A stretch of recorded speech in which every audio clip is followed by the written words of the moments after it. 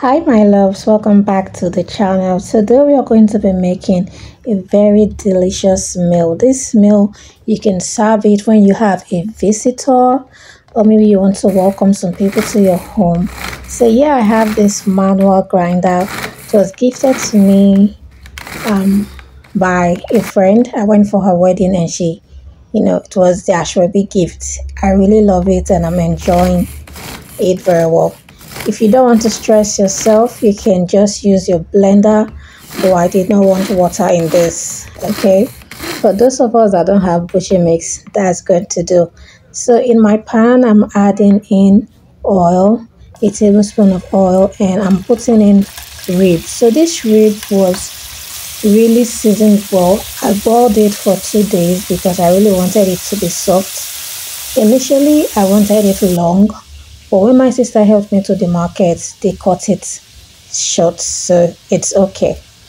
Next, you want to get whatever amount of Irish potato you have, peel it, wash it, and you're going to boil it for a while. So to your heated pan, you're going to add your grinded pepper that you've put in. You're adding garlic. Guys, I don't like onion, but you have to put your onion first and then your pepper before your garlic. So this is a garlic ginger paste. I'm just putting it. I love garlic, and it is very strange that I don't eat onion, but I love garlic so much. Garlic gives your food a very unique taste. Next, after stirring it, I'm going to be adding 1 tablespoon of my soy sauce to this. For this recipe, this sauce I'm making, I did not add salt to it because soy sauce already has salt in it. So when I'm using soy sauce, I really don't like adding extra salt to this. So I put in my rib in and give it a mix. Here my potato has been boiling for 3 minutes, so I strained it out and I'm frying it in the same pot. After removing my ribs, I'm frying the boiled potato. This is going to make it crisp on the outside, while on the inside is going to be really soft. So you're going to have that crisp feeling on the outside and on the inside soft. This is very nice. So I'm going to fry this until it is ready. When you see that it's brown, and you know that feeling of when you're frying something and it's already ready, like chips, then you know it is ready.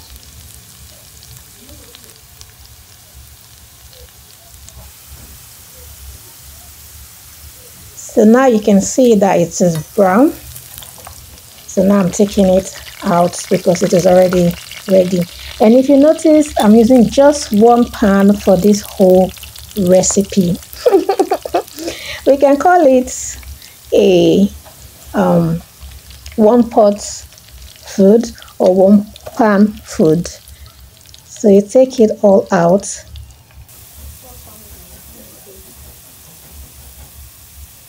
After then, I grinded green pepper.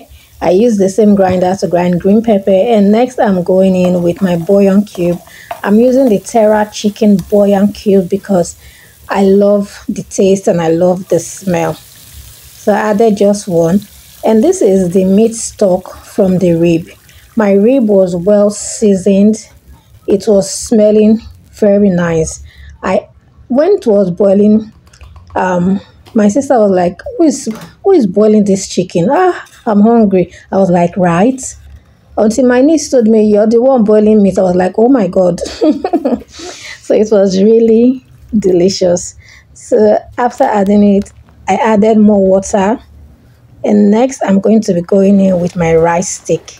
Rice stick, you can call it Singapore noodles or rice stick. It can be cooked in so many ways and it is very delicious. This is 1 stick or 1 noodle that it is, it's really delicious. I added more water because I want it soft. And after it was ready, I added in some carrots. Can you see how it looks? This was so delicious. The meat stock incorporated with it. So yummy. So yes, my final product. We have our rice stick, we have little bit of salad, we have our potato, and we have our ribs, and I added a little bit of ketchup. So this is something when you offer a guest, they will not expect to come and eat in your house, but then it is really nice. And it is not something that is going to break the bank. This rice stick, if you serve it well, it can go for 5 or 6%. This is a big lunch that is going to serve people, so you can use this. Thank you for watching.